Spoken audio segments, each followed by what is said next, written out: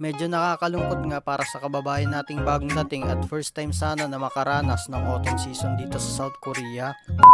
So for today's video nga mga guys ay pag-uusapan natin yung pagbabago nga bigla ng weather dito sa South Korea. Dahil sa mga hindi po nakakaalam, ngayong buwan sana yung simula ng autumn season dito sa Korea. Pero sa hindi inaasang pangyayari ay biglang bumaba ang temperatura dito sa Korea ng 17 degree down to 4 degree na nagdulot ng matinding pagkalamig. Hindi naman ganito yung panahon nung nakarang taon kaya ang daming ang nagulat kung bakit parang hindi naranasan ang autumn season. Noong last year nga ay naranasan pa namin ang paunti-unting pagbabago ng klima. At hindi katulad ngayon na biglang nagbago nga ang panahon. Epekto siguro ito ng tinatawag na climate change na nagdudulot ng pagbabago ng temperatura, pagbabago ng kapaligiran. At ang nakakalungkot nga dahil ang pagbabago na ito ay pangunahing kagagawan din nating mga tao. At isa din sa tingin ko na dahilan ay ang pagputol ng mga puno at pagkasira ng mga kagubatan ay nagbabawas sa mga likas na paraan ng pag-alis ng carbon dioxide sa hangin. Yun ay nabasa ko lang sa Google at naniniwala ako na ang pagbabago ay nagsisimula sa akin, sa iyo at sa ating lahat. Pero gayon pa man, palagi nating tatandaan na magbabago man ang panahon pero hindi yung ating Panginoon. Ayon sa aking nabasa sa aklat ng Hebrews 13 verse 8 states, Jesus Christ is the same yesterday